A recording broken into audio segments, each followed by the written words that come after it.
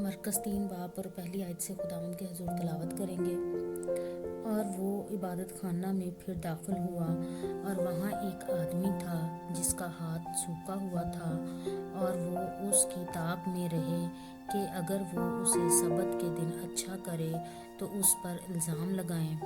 उसने उस आदमी से जिसका हाथ सूखा हुआ था कहा, बीच में खड़ा हो, और उनसे कहा, सबत के दिन नेकी करना रवा है या बदी करना, जान बचाना या कत्ल करना। वो चुप रह गए। उसने उनकी सख्त दिली के सबब से गमगीन होकर और चारों तरफ उन पर गुस्सा से नज़र करके उस आदमी से कहा, अपना हाथ बढ़ा। उसने बढ़ा दिया और उसका हाथ दुरुस्त हो गया। फिर फरीसी फिलफौर बाहर जाकर हेरोदियों के साथ उसके बरखिलाफ मशवरा करने लगे कि उसे किस तरह हलाक करें। और यीशु अपने शागिर्दों के साथ झील की तरफ चला गया, और गलील से एक बड़ी भीड़ पीछे हो ली, और यहूदिया और यरूशलेम और अदूमिया से और यरदन के पार और सूर और सैदा के आसपास से एक बड़ी भीड़ ये सुनकर कि वो कैसे बड़े काम करता है उसके पास आई। बस उसने अपने शागिर्दों से कहा, भीड़ की वजह से एक छोटी कश्ती मेरे लिए तैयार रहे ताकि वो मुझे दबा ना डालें, क्योंकि उसने बहुत लोगों को अच्छा किया। चुनाचा जितने लोग सख्त बीमारियों में गिरफ्तार थे उस पर गिरे पड़ते थे कि उसे छू लें, और नापाक रूहें जब उसे देखती थीं उसके आगे गिर पड़ती और पुकार कर कहती थीं कि तू खुदा का बेटा है, और वो उनको बड़ी ताकीद करता था कि मुझे जाहिर ना करना। फिर वो पहाड़ पर चढ़ गया और जिनको वो आप चाहता था उनको पास बुलाया, और वो उसके पास चले आए, और उसने 12 को मुकर्रर किया ताकि उसके साथ रहें, और वो उनको भेजे कि मुनादी करें और बदरूहों को निकालने का इख्तियार रखें।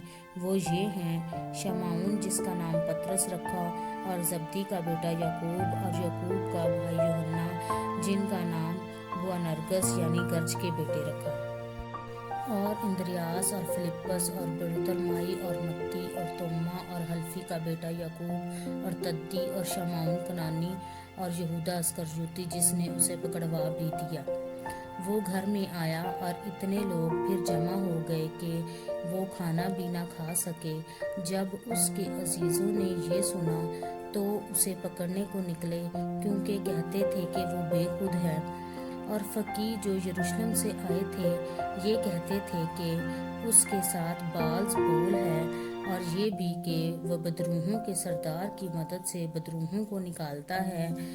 वो उनको पास बुलाकर उनसे तमसीलों में कहने लगा कि शैतान को शैतान किस तरह निकाल सकता है, और अगर किसी संतलत में फूट पड़ जाए तो वो संतलत कायम नहीं रह सकती, और अगर किसी घर में फूट पड़ जाए तो वो घर कायम ना रह सकेगा, और अगर शैतान अपना ही मुखालिफ होकर अपने में फूट डाले तो वो कायम नहीं रह सकता बल्कि उसका खात्मा हो जाएगा। लेकिन कोई आदमी किसी जोरावर के घर में घुसकर उसके असबाब को लूट नहीं सकता जब तक वो पहले उस जोरावर को ना बांध ले, तब उसका घर लूट लेगा। मैं तुमसे सच कहता हूँ कि बनी आदम के सब गुनाह और जितना कुफर वो बकते हैं माफ़ किया जाएगा, लेकिन जो कोई रूह कुदस के हक में कुफर बके वो अब तक माफ़ी ना पाएगा बल्कि अब्दी गुनाह का कसूरवार है, क्योंकि वो कहते थे कि उसमें नापाक रूह है।